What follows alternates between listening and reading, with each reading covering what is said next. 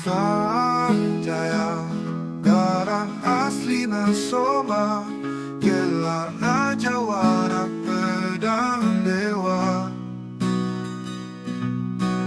Guru na Abah raksa jaga Temeyang sora tanpa lupa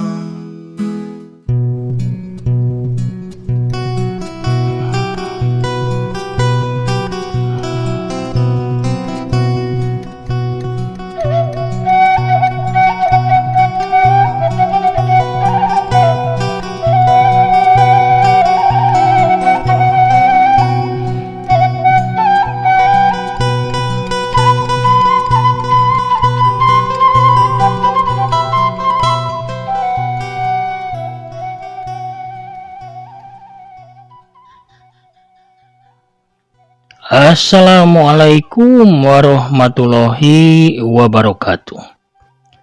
Sampurasun wadiabala dongeng tepas Sunda di mana bae ayana wilujeng sonten wilujeng patepang dangu deui sareng akinya. Ya cara dongeng Sunda ti naga tepas Sunda nya diasuh ku aki kidagar tea. Hapunten pamirsa nambe tiasa pangandei kumargi 10 dinten ieu 2 kali dina saminggon pamirsa kadongkapan banjirnya caah agung bumi sareng kios aki ka keum pamirsa kumargi kitu atuh kumaha deui daya mah bencana nya sono mah nataku ka para manco mania teh ka para mancower tapi na kayaan anu ngahalangannya. Alhamdulillah dinten ieu tiasa riung mungpulung deui sanaos bari jeung lalungse. Anu beberes wae pamirsa bari alat-alat seueur nu kakeueum. Duh, alhamdulillah tiasa ngadongeng deui oge akinya. Mugi-mugi pamirsa mah daramang sarehat teu kakeunaan ku musibah banjir atanapi longsor atanapi angin ributnya. Angin badai topan anu mahabu kiwari teh. Seueur kajantenan di mana-mana. Mugi-mugi wae sadayana salamet dina kaayaan rahayu berkah salametnya. Amin. Urang keur dongengna pamirsa ulah hilap nu tacan subscribe mangga di subscribe heula ditoel heula tombol loncengna supados aya notifikasi upami yakin raskeun hanca dongeng. Urang keur kana bagian Ratu Candana Sutraka 45 parsamakna sor bajigur sareng awupna mangga kaparayun sadayana prung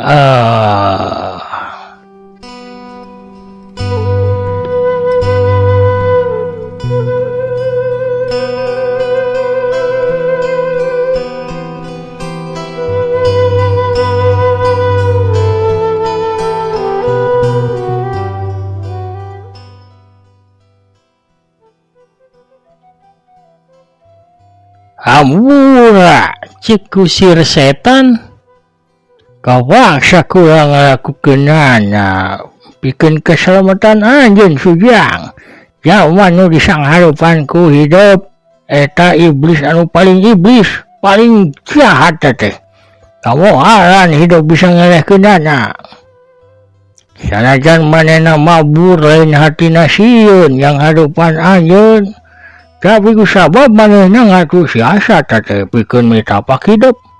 Anjeun teh bisa cilaka 7 turunan lamun ngudag-ngudag manehna. Pepatah nyebutkeun rarakitan kagirang ngojay katinggalin. Leuwih hade rakitna nyangsang daripada ngojay tinggalin nyawa. Percuma jadi udag ge sidur malah sancar pasina. Eta teh bakal ngabengohan. Nyanyinya kiwari mah percuma diudag ge manehna pastina geus jauh keun teh sanjaya dina jero hatena bari ngatur napasna urang diuk we heuanan di nu ieu jang yuk keun tadu hidup urang ubaran ku kula tanggung jawab kula mah Sanjaya jeung kusir setan hantukna pindah tempat ka hanapeun hiji tangkal anu ieuh. Sanjaya ngantep tatuna diubaran ku kusir setan ngagunakeun hawa murnina, padahal mah tatuna geus teu karasa nyeri, ukurnya esa geuneuk saeutik anu engke ge bakal leungit ku sorangan. Sanggeusna kusir setan rengse ngubaran tatu dina cangkengna, Sanjaya langsung bae tumanya. Kunaon aki boga urusan jeung iblis tadi ki? Kusir setan seri leutik, panonna neuteup ka jauhna nu keur ngalamun, kawas anu keur ngalamun. Tuluy teu lila kadenge sorana nyarita. Sabenerna eta lain salah kula, tapi salah lawan kula. Kieu caritana mah. Sanggeus batuk sabora kali kusir setan tuluy medar lalakonna.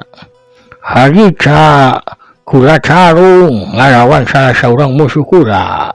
Kula ngarupa senggelan kula, tapi maleset tadi. Kusabab lawan kulana ningkahan eta tenggelan. Nu antuk nama tenggelan kula teh kalah ngahancak kuil tempat samedina si iblis laknat eta. Eta kuil teh hancur baburantak. Maksa manehna pindah tempat. Hatina nu salah tekan lawan kula lain. Coba lamun manehna teh ningkahan panadiang kaula. Tangtuna eta kuil moal hancur. Atawa bisa jadi salahna sorangan anu langsung we nyangka kula boga maksud ngancurkeun kuilna. Sakuduna mah manehna teh tumanya heula ka kula kunaon kuilna hancur. Tapi nyarek dalah dikumaha deui papatah nyebutkeun era tumanya sesab di kamar. Daek teu daek kiwari manehna jadi musuh kula. Sanjaya mesem ngarasa kagugu ku caritaan kusir setan. Sigana ieu aki-aki teh resep kana papatah sanajan sakapeung eueuh sangkut pautna jeung caritaanana. Atawa aya nya senina oge lah nyobat jeung kusir setan teh geuning. Kusir setan kadenge kadalisan deui. Anjeun sorangan kunaon tapi ka wani yang hareupan eta iblis. Tapi kusabab teu dihajar atawa memang sengaja pikeun nyoba ilmu anjeun. Kula ngabandungan bieu ilmu anjeun lumayan oge. Kuring mah teu sengaja we tarung jeung manehna teh ki. Kuring mah ukur hayang nyalametkeun aki anu harita geus teu walakaya, walon Sanjaya. Sanjaya embung nyaritakeun anu sabenerna ka kusir setan kusabab asana panjang teuing lamun manehna kudu medar sajarah ngeunaan mumusuhanana jeung siluman 7 nyawa. Komo lamun seujna manehna nyaritakeun lamun sirahna siluman 7 nyawa teh sabenerna mamang rupakeun mas kawin pikeun ngawin sariningrum ratu pangawasan negeri karaton gerbang surgawi nu aya di Pulau Kasono. Bisa dipastikan kusir setan bakal tambah bingung.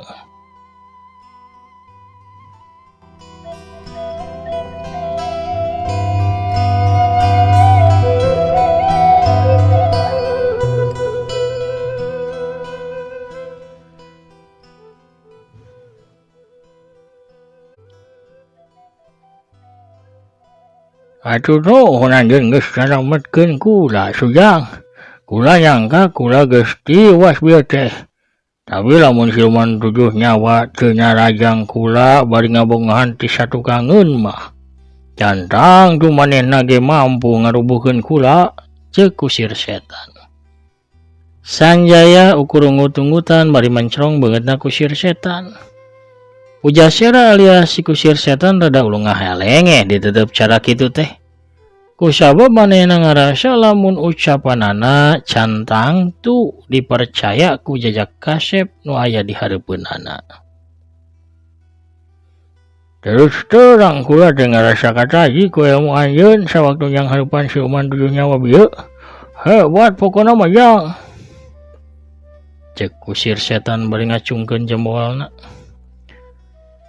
Ilmu kuring mau ukur sakitu-kitu naki walon Sanjaya. Sakitu ge geus kaasup hebat jang asana anjeun bisa nulungan kana karerepet kula jang. Emangna naon kasusah aki teh? Kula teh kudu tarung ngelawan jawara pedang dewa. Walon kusir setan polos manehna teu merhatikeun lamun paroman budak ngora di haripeunana eta langsung rubah. Katempo reuas sanajan tuluy tenang deui. Emangna aya masalah naon aki jeung jawara pedang dewa? Tanya Sanjaya anu geus tenang deui sanajan sempet ngarenjag reuas. Tangduna Sanjaya reuas sabab manehna ngarasa teu boga masalah nanaon jeung kusir setan. Boro-boro boga urusan panggih bae oge apanan karak harita. Secara pribadi mah kula teh teu boga urusan jeung jawara pedang dewa, japugu teu wawuh satacan pernah papanggih. Ngan bae kula teh hayang mares budi ka saurang jalma anu geus neudeun jasa ka kula ku cara newak nyaeta jawara pedang dewa.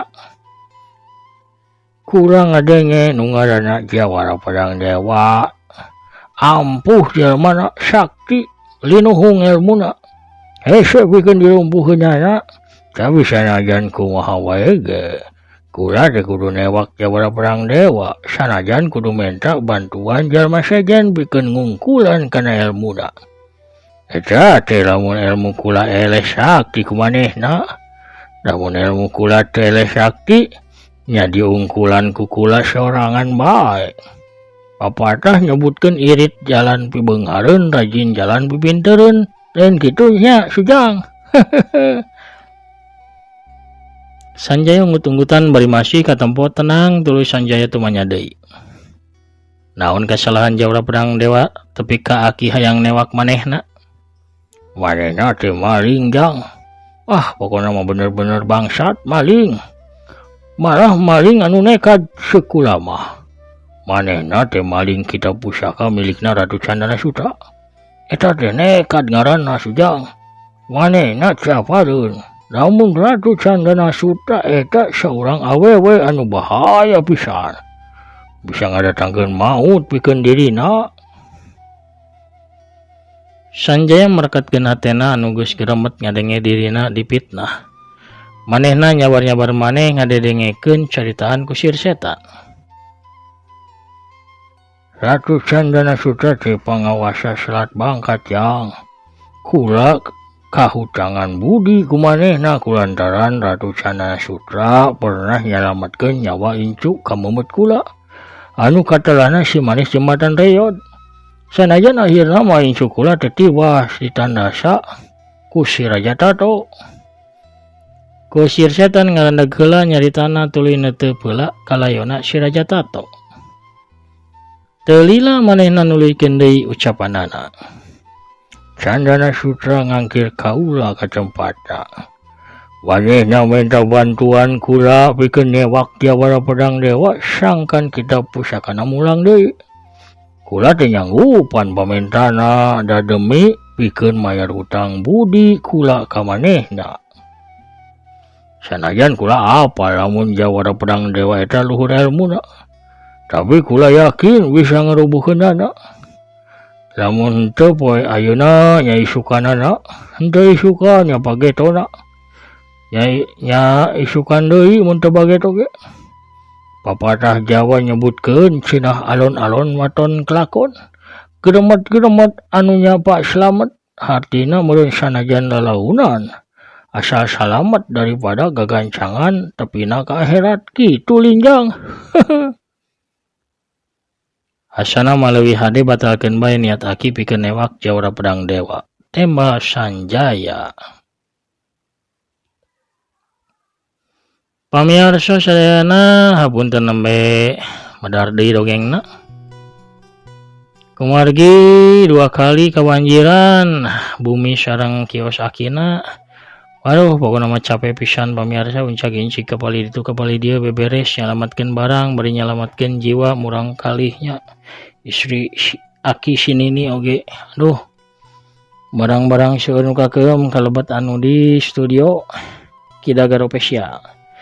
Alhamdulillah tapina ayeuna tos surut tos tiasa beberes deui sareng tiasa medar dongeng deui. Pidoana ti sadayana atunya mugi oge sadayana salamet aya bancang pakewuh daya bencana tanapi musibah banjir seperti aki daya nu kena ku angin puting beliung tanapi tanah longsor. Pemirsa ulah hilap ya dongeng di alpukan ku afiliasi di Shopee, mangga klik salah sabios produk di dongeng aki kangge balanja di Shopee. Hatur nuhun perhatosanana. Prung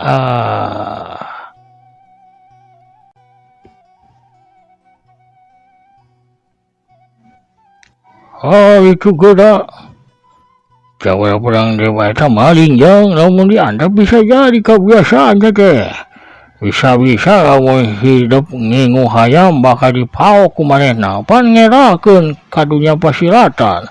Manya Jawara pulang paling tetep kudu ditewak jang, cek usir setan katempo keukeuh. Lila-lila panas oge hate Sanjaya, tapi manehna masih bisa nahan amarahna. Santena manehna kiwari apal naon deui siasatna Ratu Candana Sutra. Nyatana kiwari Ratu Candana Sutra nginjem leungeun kusir setan, ngagunakeun alasan balas budi tina jasa anu pernah dilakukeunana. Kusir setan oge katempona pinter-pinter bodoh, tapi kababari pisan percaya kana fitnahna Ratu Candana Sutra. Paling eca ngarugikeun masyarakat sujang yo. Kusabab eta teh, kusabab kitu kudu gancang ditewak serta dibere hukuman. Papatah nyebutkeun leutik jadi sobat gede jadi musuh, nu hartina lamun malingnya ukur hiji kudu gancang ditewak. Tapi lamun malingna rombongan mah kira-kira ya 50 urang nakakarak urang kabur. Gaya nyarita kusir setan anu pikaseurieun eta nyen Sanjaya masih bisa sabar nahan panas hatena. Hantukna Sanjaya teh tumanya deui. Lain ari aki sorangan pernah panggih jeung Jawara Pedang Dewa. Can pernah walon kusir setan bari gogodeg. Tapi kula geus apa ciri-ciri dirina? Tokoh-tokoh silat kawawuh kula pernah mere nyaho ciri dirina Jawara Pedang Dewa. Ciri anu pasti mah manehna kamamana tara leupas tina pakarang pusakana anu digandong ngadaplok disandang dina tonggongna. Nyaeta hiji pedang anu warnana beureum pinuh ku ukiran yeuna teh naon jerona boh sarangkana. Eta teh katalahna ngaranna teh pedang musika dewa. Lamun teu nyandang pedang beureum hatina lain Jawara Pedang Dewa. Sanjaya ngabatin dina hatena ngadenge ucapan si kusir setan. Oh pantes manehna teh curiga lamun aing Jawara Pedang Dewa. Usaha meureun teu nempo aing mawa pedang beureum. Sigana lamun aing keukeuh ngaku Jawara Pedang Dewa ge manehna moal percaya. Aki apa ciri-ciri sajena ti Jawara Pedang Dewa ki? Ciri-ciri sajena nya biasa we, ilaharna saurang jajaka. Manehna kasep, gagah, lincah, moal jauh lah kawas hidup lah. Ngaranna oge jajaka, tagogana pasti kawas hidup jang. Papatah nyebutkeun sangu geus jadi bubur. Cek Sanjaya magat kalimah. Kawas anu sangaja nuluykeun ucapanana kusir setan padahal mah Sanjaya manghanjakalkeun ucapan jeung kapercayaan kusir setan anu geus katalanjuran percaya teuing kana fitnahna Ratu Candana Sutra. Tapi kusir setan nyangka Sanjaya neruskeun ucapanana. Kusir setan katempo bungah sawaktu nyarita deui. Ya bener pisan kitu tah. Sangu geus jadi bubur, hatina lamun masih ngora geus jadi maling. Nyangke geus kolot na oge bakal tetep we jadi bangsat, malah bisa jadi rampok gerot. Jawara Pedang Dewa narik napas panjang. Rada nyeri oge kana hate nyeredet ucapan kusir setan teh. Nyangka dirina maling sata diramalkeun geus kolotna ge bakal jadi begal atawa rampok gerot cenah. Ngan bae sakali deui Sanjaya ngamaklum kana kapolosan jeung kabodohan ku sir setan, jadi Sanjaya mah mampu pikeun nahan amarahna.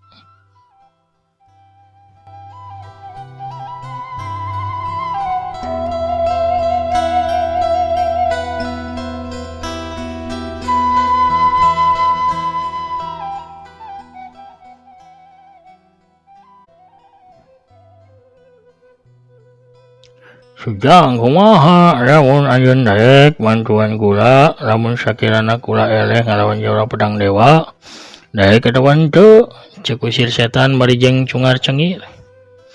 Henteu ki, kuring teu sanggup mantuan aki, walon Sanjaya daria.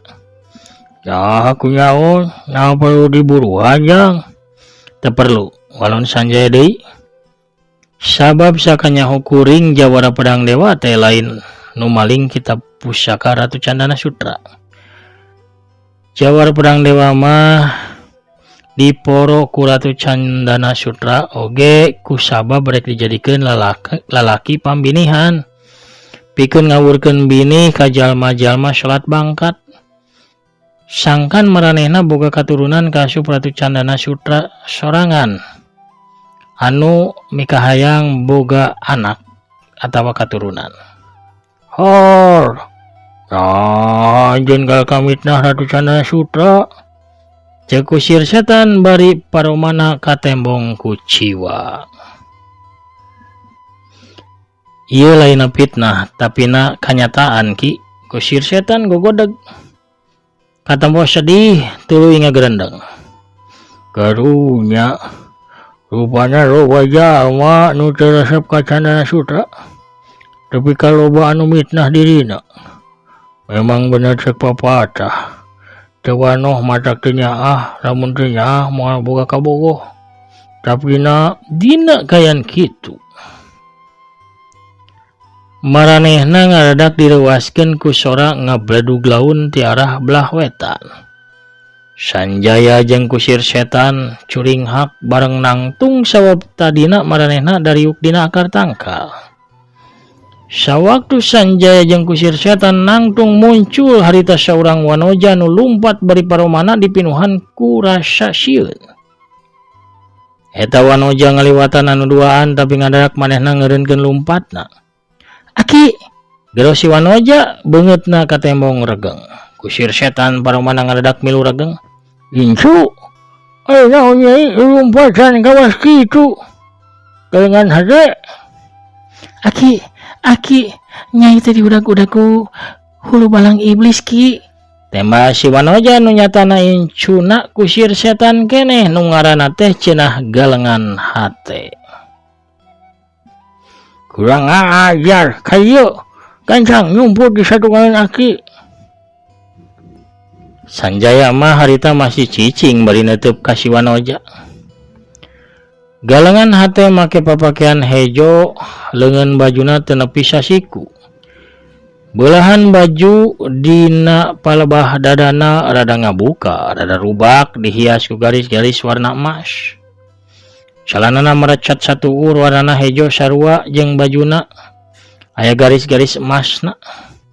Bebeurna warna hideung. Hiji pedang nyolegreng, nyata pedang perak ukiran. Nyelap dina eta beubeur. Sedengkeun bujalna katempo bodas bersih. Kusabab geuning bajuna teh ngan ukur nepi kana beuteungna. Galengan emas teh mibana rupa nu geulis, samprenik, bibirna leutik pikagemeseun, irungna bangir, mancrit, panonna buleud bersih beri bulu, panonna teh cureuleuk. Potongan buukna pondok kawas lalaki. Si wanoja teh make anting tina batu merah dalima. Teu sakumaha gede. Oge make kalung tina tali hideung anu babandulna mangrupakeun ukiran perak, bentukna kemang anu dihias ku tilu batu merah dalima sagerde suuk. Dua gelang emas ngahias pi gelang leungeunna. Ukiran oray anu ngaringkel. Mata oray eta dijieun tina batu merah dalima.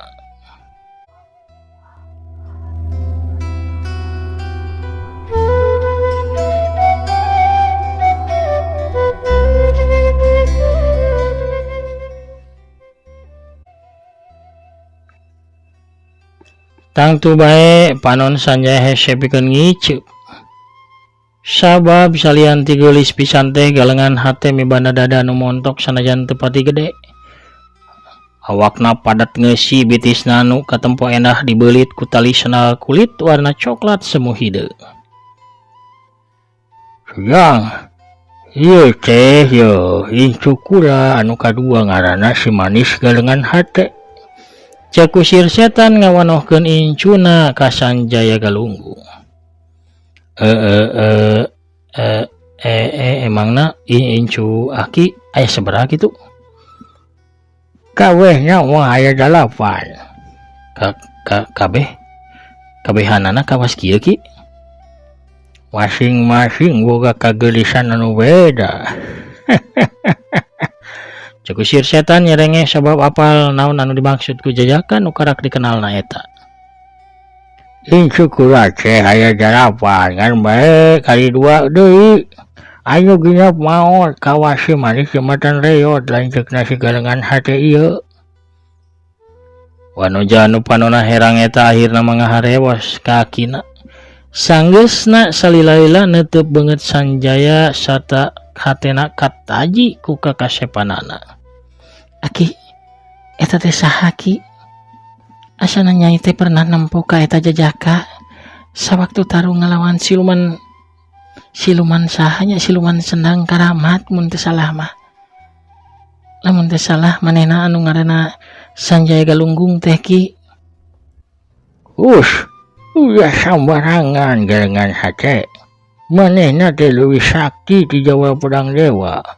Ngaranna kula tidak tadi cenanya ngaran si Sujang sahanya. Coba kayaknya tanyakan sorangan ku Nyai kayaknya.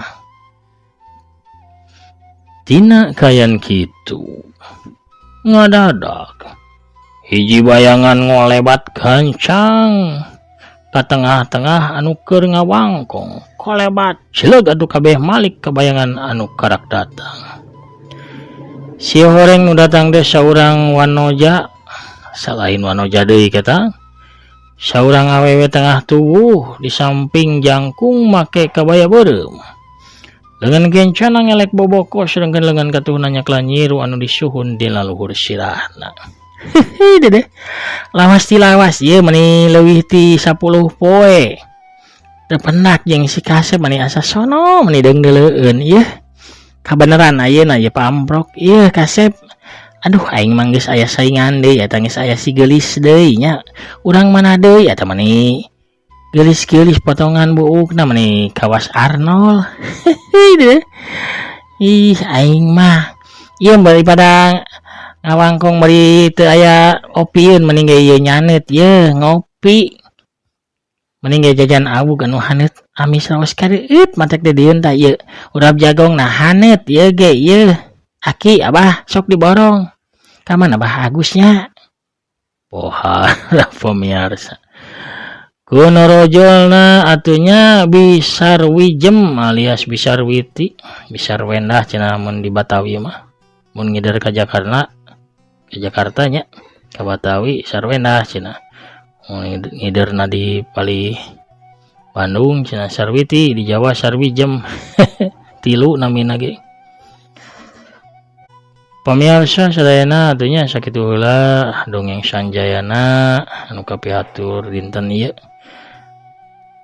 Urang teuneun heula di haneuleuum sieum geus sampeureun urang tuna heula di hanjuang siang urang sampeur deui di bagian salajengna mugi-mugi teu aya deui dongkap banjir. Teu aya musibah nanaon oge akina sehat walafiat kitu oge anu ngadengkeunana. Para mancowor salam dunya di mana bae ayana mugi-mugi atuh sehat sadayana teu kirang naon-naonnya jag-jag waringkas lancar sakalerupi urusan oge tebih tina balai. Mugi saurna cuaca ayeuna teh nuju cuaca ekstrim saur BMKG mah nya. Hujan ageung bari dordar gelap dibarung ku angin puyuh kadang-kadang mah. Nyababkeun seueur anu banjir oge anu kena musibah angin puting beliungnya oge aya nu longsornya. Aduh mugi-mugi we lah pamirsa sadayana mah penggemar dongeng Aki salamet daya naon-naonnya, amin ya robbal alamin. Sakitu ulah nu kapihatur akin amit wungkur heula. Assalamualaikum warahmatullahi wabarakatuh. Permeos cagah hanca.